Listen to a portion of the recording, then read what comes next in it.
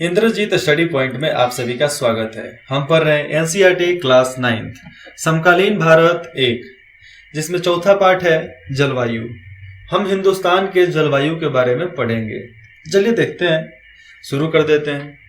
पिछले 2 अध्यायों में आप हमारे देश की स्थलीकृतियों एवं अफवाह के बारे में पढ़ चुके हैं। आप पिछले 2 अध्याय में पढ़े हो भूमि के बारे में, जल के बारे में, ठीक है। अफवाह मतलब नदी तंत्र के बारे में हम पढ़ चुके हैं। किसी क्षेत्र के प्राकृतिक पर्यावरण को समझने के लिए आवश्यक 3 मूल्य तत्वों में से 2 तत्व ये ही हैं। मतलब पीछे जो हमने पढ़ा है, कौन? भूमि और जल। इस अध्याय में हम तीसरा तत्व अर्थात हमारे देश की वायुमंडलीय व्यवस्था के बारे में पढ़ेंगे। अच्छा लग रहा है? तो चलिए वायुमंडल के बारे में पढ़ते हैं। हम दिसंबर में ऊनी वस्त्र क्यों पहनते हैं? ठंडे के मौसम में ऊनी वस्त्र क्यों पहनते हैं? अथवा मई के महीने में गर्म एवं असुविधाजनक क्यों होता है? मई का महीना, इसमें गर्मी क्यों होता है? असुविधाजनक क्यों होता है? जून एवं जुलाई में वर्षा क्यों होती है? इन सभी प्रश्नों के उत्तर आप भारत की जलवायु का अध्ययन करके जान सकते हैं। अब बताते हैं कैसे कैसे कहां कहां जलवायु है। एक विशाल क्षेत्र में लंबे समय अवधि 30 वर्ष से अधिक है। अब देखो यहाँ पे कोई भी विशाल क्षेत्र है, लंबे समय अवधि के लिए 30 वर्ष से अधिक में मौसम की अवस्थाओं का विविधताओं का कुल योग ही जलवायु है। नहीं समझ में आया? एक विशाल क्षेत्र में लंबे समय अवधि में मौसम की, मतलब एक बहुत सालों साल मौसम के बदलाव के वजह से ही हम जलवायु को समझ पाते हैं। क्योंकि एक समय में नहीं मालूम चलता है, एक साल में नहीं मालूम चलता है कि हमारा जलवायु खराब हो रहा है कि नहीं हो रहा है, हमारे शहर में प्रदूषण हो रहा है कि नहीं हो रहा है। लेकिन 10-20 साल जब बीतता है ना, जब 10-20 साल हम लोग क्रॉस कर जाते हैं, आगे बढ़ जाते हैं, तब समझ में आता है कि वो तेरी का अपना एरिया तो बहुत ज्यादा पॉल्यूशन से भरा हुआ है। मौसम एक विशेष समय में एक क्षेत्र के वायुमंडल की अवस्था को बताता है, और मौसम ही एक ऐसा है जो एक समय में वायुमंडल की अवस्था को बता देता है कि कौन से क्षेत्र में कैसा वायुमंडल है। अगर जिस एरिया में, जिस क्षेत्र में पेड़ पौधा नहीं होता है, वहां पर बारिश नहीं होता है, और जहां पर पेड़ पौधा होता है बारिश खूब होता है। खेती वाला मौसम उधर ही होता है। मौसम तथा जलवायु के तत्व जैसे तापमान, वायुमंडल, दाब, पवन, आर्द्रता तथा वर्षण एक ही होते हैं। अब देखो, तापमान गर्मी का महीना, वायुमंडलीय दाब में आ जाएगा हवा का प्रेशर, पवन हवा, आर्द्रता जिसमें आपको एक उपजाऊ जमीन मिल जाता है, वर्षण बारिश का महीना, ये सब एक जैसा ही है। बारिश के महीने में जो गर्मी लगता है, उसमें का गर्मी जो होता है एकदम गर्मी वाला मौसम होता है, जिसमें आपको ज्यादा धूप नहीं होगा लेकिन उष्ण होता है, मतलब एक पसीना जैसा खूब पसीना होता है उस महीना में। आपने अवश्य ध्यान दिया होगा कि मौसम की अवस्था प्रायः एक दिन में ही कई बार बदलती है। आप ठंडी में देख लो, सुबह का मौसम अलग, शाम का मौसम अलग, दिन का मौसम अलग, 12 बजे रात का मौसम अलग। बरसात में जब बारिश होता है उसका मौसम अलग, बारिश छूट जाए तो अलग, बारिश नहीं छूटा है, बारिश नहीं होता है तो दिक्कत। गर्मी के महीना में सुबह थोड़ा राहत रहता है, 10 बजे करीब में थोड़ा सा राहत, 12 बजे करीब में हालत खराब, 1 बजे हालत खराब, 3 बजे हालत खराब, 7 बजे तक धूप रहता है। दिक्कत तो है भैया। लेकिन फिर भी कुछ सप्ताह महीनों तक वायुमंडलीय अवस्था लगभग एक समान ही बनी रहती है, और जो भी महीना चलता है और कुछ भी सीजन आता है तो समझ लो कि सप्ताह भर तो एक जैसा ही रहेगा, बदलने वाला नहीं है। जैसे दिन गर्म या ठंडे, हवादार या शांत। देखो, जैसे गर्मी का मौसम हो तो सप्ताह दिन गर्मी ऐसे ही चलते रहता है, ठंडी का मौसम हो तो 2-3 सप्ताह होता है कि बहुत ज्यादा ठंडा पड़ता है। हवादार वाला महीना होता है, खूब हवा बहता है उसमें। फिर से आसमान बादलों से घिरा या साफ, और कभी कभी होता है कि सप्ताह दिन तक आसमान में हम लोग का बादल दिखते रहता है, आने तो साफ हो जाएगा, तुरंत आ जाएगा, तुरंत साफ हो जाएगा, तुरंत आ जाएगा, तुरंत साफ। तथा अर्ध या शुष्क महीना हो सकते हैं, जैसे में आपको बारिश होगा, खत्म हो जाएगा, सुखाड़ हो जाएगा, फिर पानी बारिश हो जाएगा तो फिर ठीक हो जाएगा। तो ऐसे मौसम में बदलाव होते रहते हैं। महीनों के औसत वायुमंडलीय अवस्था के आधार पर वर्षा को ग्रीष्म मतलब गर्मी, शीत मतलब ठंडा, तो ग्रीष्म या शीत या वर्षा ऋतु में विभाजित किया गया है। 3 ऋतु होता है हिंदुस्तान में, 4-4 महीने का, तो 4×3 12 महीने का होता है एक साल, तो 4-4 महीना सब में बांट दिया गया है। विश्व को अनेक जलवायु प्रदेशों में बांटा गया है। विश्व जो है उसको अनेकों जलवायु प्रदेशों में बांट दिया गया है, क्योंकि हर देश का अलग अलग जलवायु है। क्या आप जानते हैं कि भारत की जलवायु कैसी है तथा ऐसा क्यों है? इस संबंध में हम इस अध्याय में पढ़ेंगे कि भारत का जलवायु कैसी है और ऐसा है क्यों। यहाँ पर देखो, क्या आप जानते हैं मानसून शब्द का उत्पत्ति अरबी में एक शब्द है मौसीम से हुआ है, जिसका शाब्दिक अर्थ होता है मौसम। ठीक है, मानसून का अर्थ एक वर्ष के दौरान वायु की दिशा में ऋतु के अनुसार परिवर्तन, उसी को मानसून बोलते हैं। वायु के अनुसार उसका परिवर्तन हो जाए। भारत की जलवायु को मानसूनी जलवायु कहा जाता है। जो भारत का जलवायु है उसे मानसूनी जलवायु कहा जाता है। एशिया में इस प्रकार की जलवायु मुख्यतः दक्षिण तथा दक्षिण पूर्व में पाई जाती है। दक्षिण एशिया के भाग में, दक्षिण में नहीं तो दक्षिण पूर्व में पाया जाता है, मतलब भारत से सटले एरिया में। बस सामान्य प्रतिरूप में लगभग एक रूपता होते हैं, मतलब सामान्य में देखा जाए एक जैसा, तो लगभग एक जैसा ही सब दिखेगा। देश की जलवायु अवस्था में स्पष्ट प्रादेशिक विभिन्नताएं हैं, और देश की जो जलवायु अवस्था है उसमें प्रादेशिक विभिन्नताएं भी उसमें दिखाई दे देती है। हम अगर ओजोन लेयर में छेद होता है, ठीक है, ओजोन लेयर में छेद होगा तो हमारे हिंदुस्तान को भी प्रभावित कर देगा, कुछ ना कुछ तो असर पड़ेगा ना।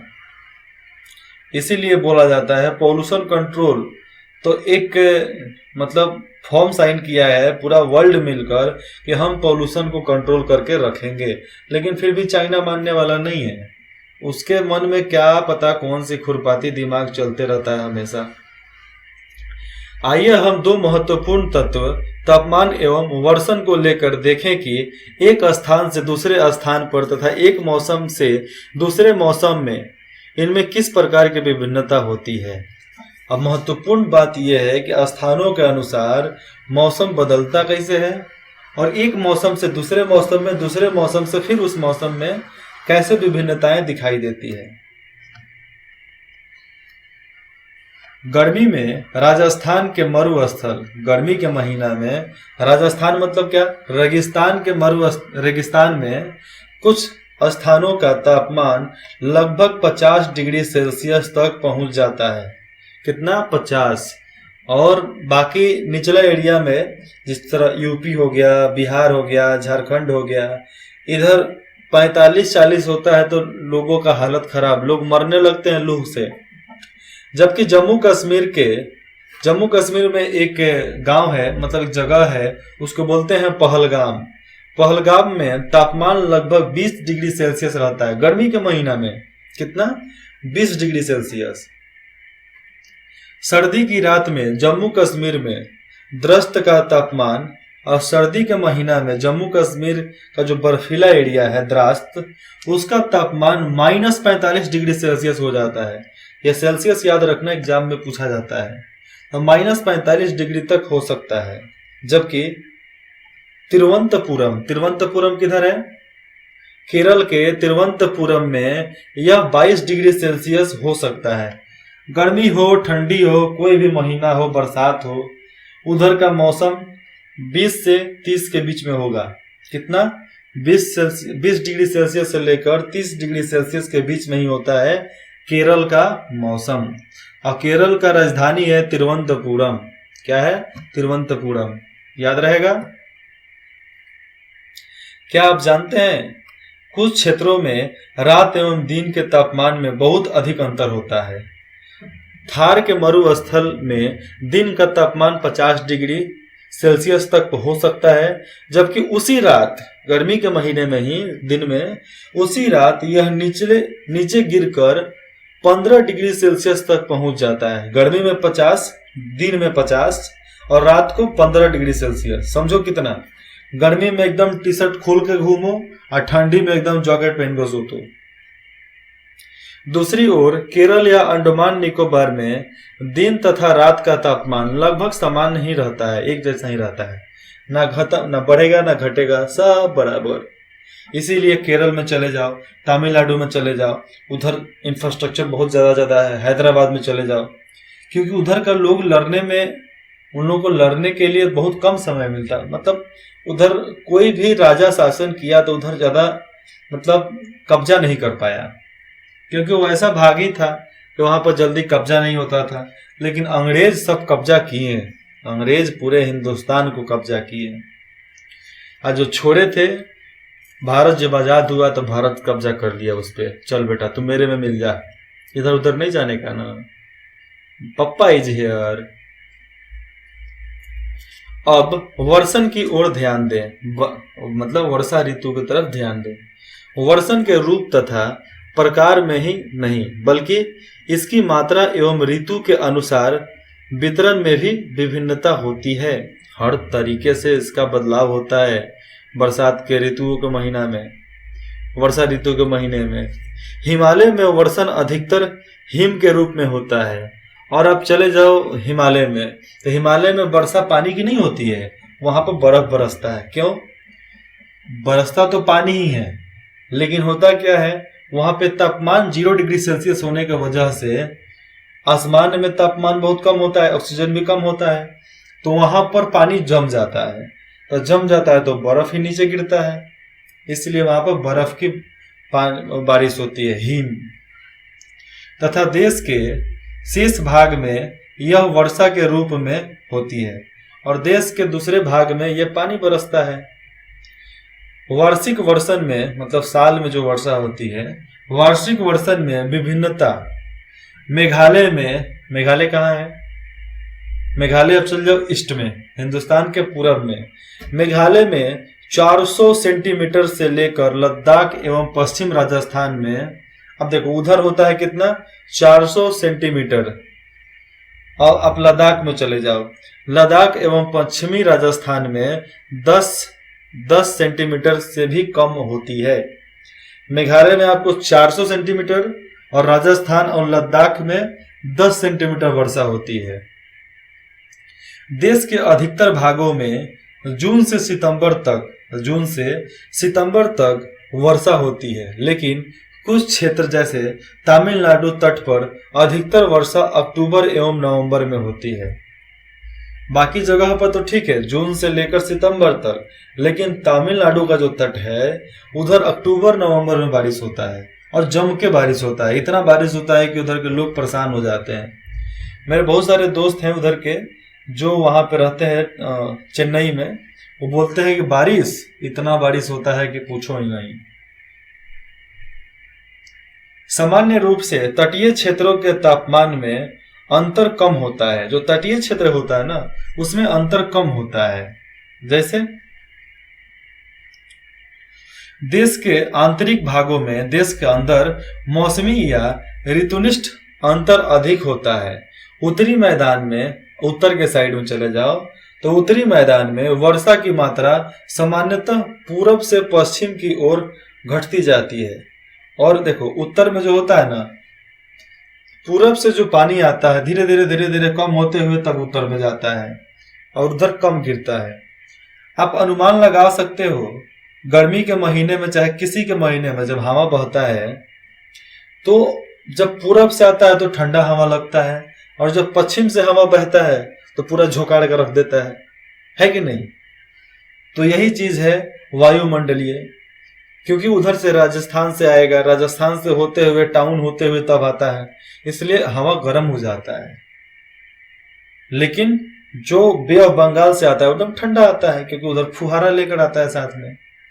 ये विभिन्नताएं लोगों के जीवन में विविधता लाती हैं, बदलाव लाती हैं, जो उनके भोजन, वस्त्र और घरों के प्रकार में दिखती है। अच्छा खाना खाते हैं, अच्छा खाना बनाते हैं, वस्त्र पहनते हैं, घरों के प्रकार में दिखाई दे जाता है। लोग घर एकदम चमका कर रखता है। बारिश का महीना है भैया, सब चीज हो सकता है। अब देखते हैं जलवायु नियंत्रण। अब जलवायु का किस तरह नियंत्रण किया जा सकता है। किसी भी क्षेत्र की जलवायु को नियंत्रित करने वाले 6 प्रमुख कारक हैं। कौन कौन? अक्षांश और तंगुता ऊंचाई, वायु दाब एवं पवन तंत्र, समुद्र से दूरी, महासागरीय धाराएं तथा उच्चतम लक्षण। ये सब प्रकार हैं वायुमंडल को किस तरह नियंत्रित कंट्रोल में किया जा सकता है। पृथ्वी की गोलाई के कारण इसे प्राप्त सौर ऊर्जा की मात्रा आकांक्षों के अनुसार अलग अलग होती है। जो सौर ऊर्जा से हम बिजली बनाते हैं उसका अनुसार अलग अलग होता है, उसकी मात्रा भी अलग अलग होती है। इसके परिणाम स्वरूप तापमान विषुवत रेखा, यहाँ पर विषुवत वृत्त, जो विषुवत रेखा से ध्रुवों की ओर सामान्यतः घटता जाता है। अब देखो, जो विषुवत रेखा जो होता है ना, विषुवत रेखा के एक तरफ गर्मी, एक तरफ धीरे धीरे ठंडा होते जाता है मौसम, तो उनके ध्रुवों की वजह से सामान्यतः घटता जाता है। हैदराबाद तक आपको विषुवत रेखा आ जाता है, उसके बाद से धीरे धीरे कम होते जाता है। उधर का मौसम साउथ का ज्यादा गर्मी वाला, और साउथ से आ जाओ उत्तर में एकदम ठंडा मौसम चालू हो जाता है, और कश्मीर जाते जाते पूरा बर्फ गिरने लगता है। तो वैसे ही ये नियम है और प्राकृतिक संशोधन को इस्तेमाल किया जाता है, और इसी की वजह से गर्मी भी घटते जाता है और जो तापमान है वह भी कम होते रहता है। जबकि कोई व्यक्ति पृथ्वी की सतह से ऊंचाई की ओर जाता है, कोई भी व्यक्ति जमीन पर से ऊंचा जाता है, ऊपर जाता है, पहाड़ पर जाए चाहे हवा में उड़ जाए, तो वायुमंडलीय की सघनता कम हो जाती है। क्या होती है? कोई भी व्यक्ति जब धरती छोड़ के ऊपर जाता है, एक स्तर से ऊपर चला जाता है, तो वायु का क्षमता जो होता है कम हो जाता है तथा तापमान घट जाता है। आप जैसे पहाड़ पर चढ़ो, तो पहाड़ पर चढ़ोगे तो नीचे गर्मी लगेगा ना, तो ऊपर जाओगे तो आपको थोड़ा सा मौसम में बदलाव दिखेगा, दिखना ही है। इसलिए पहाड़ियां गर्मी के मौसम में भी ठंडी होती है। आप कोई भी पहाड़ी पर चले जाओ, पहाड़ पर चले जाओ, कितना भी गर्मी का मौसम होगा वहां पर ठंडा ही होगा। आप टच करके देखोगे तो भी उसको ठंडा, मतलब एक ठंडा ही लगेगा, हाथ में महसूस होगा कि पहाड़ ठंडा है। किसी भी क्षेत्र का वायु दाब एवं पवन तंत्र, कहीं का भी हवा का प्रेशर और हवा का प्रकार उस स्थान के अक्षांश तथा ऊंचाई पर निर्भर करती है। कोई भी तंत्र हो गया, हवा का दाब हो गया, उस स्थान के अक्षांश तथा ऊंचाई पर ही निर्भर करता है। इस प्रकार यह तापमान एवं वर्षा के वितरण को प्रभावित करता है। क्या करता है? ये तापमान और वर्षा के वितरण को प्रभावित करता है। समुद्र का जलवायु पर समकारी प्रभाव पड़ता है। अब देखो, समुद्र का जलवायु पर, पहले मैंने बताया ना पिछले चैप्टर में कि समुद्र का क्या रोल है, मतलब समुद्र कैसे हमारे वायुमंडलियों को कंट्रोल करता है। तो समुद्र का जलवायु पर समकारी प्रभाव पड़ता है। जैसे कि समुद्र से दूरी बढ़ती है, यह प्रभाव कम होता है। समुद्र से अगर दूरी बढ़ जाती है तो हवा का प्रेशर, उधर का जितना भी तेजी से हवा आता है वो आपको कम लगेगा, ज्यादा नहीं लगेगा। एवं लोग विषम मौसमी गर्मी के मौसम अवस्थाओं को महसूस करते हैं। और जो समुद्र से सटे हुए हैं उनको ज्यादा थोड़ा गर्मी लगता है, लेकिन रात को सब ठंडा रहता है। इसे महाद्वीपीय अवस्था, गर्मी में बहुत अधिक गर्मी और सर्दी में बहुत अधिक सर्दी कहते हैं। क्या कहते हैं? महाद्वीपीय अवस्था। जो भी वहां पर रहते हैं, गर्मी में ज्यादा गर्मी, ठंडी में ज्यादा ठंडी लगता है, वहां जो महासागर समुद्र के नजदीक रहते हैं। महासागरीय धाराएं समुद्र से तट की ओर चलने वाली हवाओं के साथ तटीय क्षेत्रों की जलवायु को प्रभावित करती है। और जो महासागर से जो धाराएं चलती है वे हवा को लेकर आती हैं और बाहर के जलवायु को प्रभावित करते हुए वो आपके क्षेत्र में प्रवेश करती है, जिसके वजह से जलवायु में परिवर्तन वहां पर भी देखने को मिलता है। और हवा के वजह से ही तो लहरें उठती है समुद्र की। अगर हवा जितना तेज उतना तेज लहर, हवा कम तो लहर नहीं। और कभी कभी लहरों की वजह से, जो समुद्र में लहर होता है, लहरों के वजह से ही हवा का तापमान बढ़ जाता है, हवा का प्रभाव बढ़ जाता है।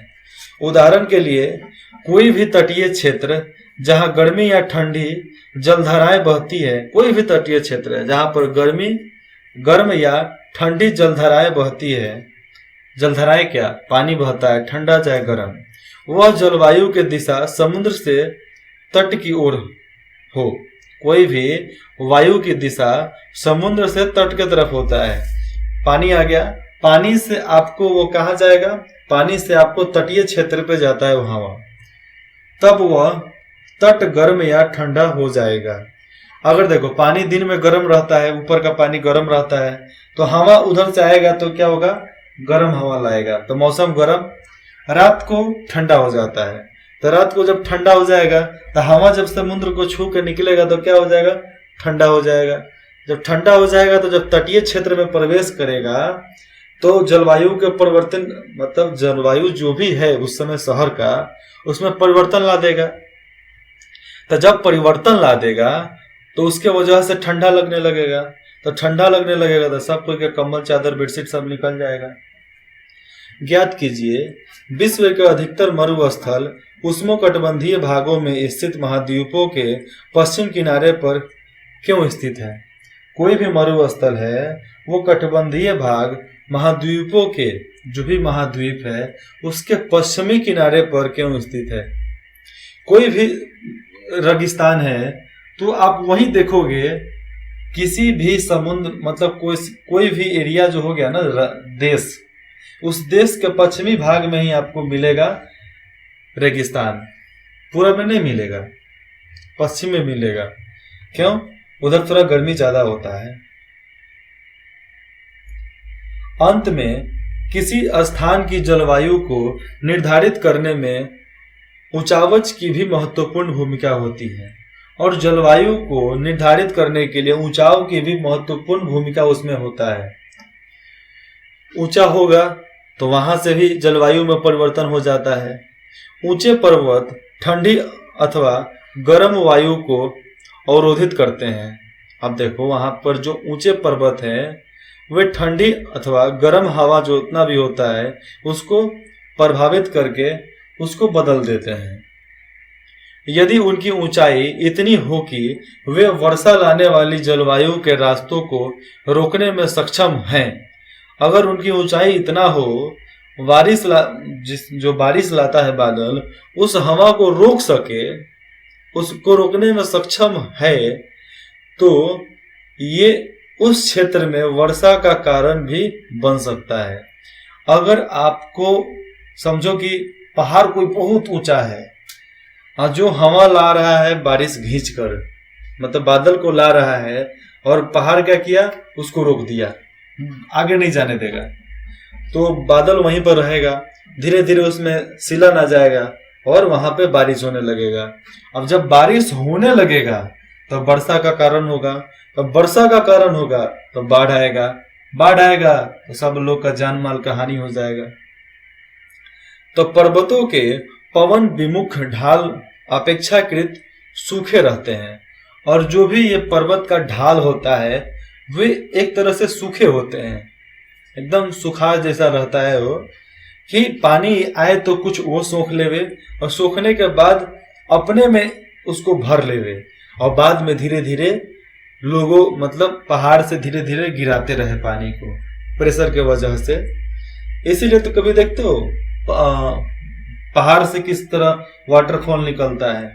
अरे भाई, जिस पहाड़ पे बर्फ होता है उसका बात अलग है, जिस पहाड़ पे बर्फ नहीं होता है उसमें वाटरफॉल कहाँ से आता है?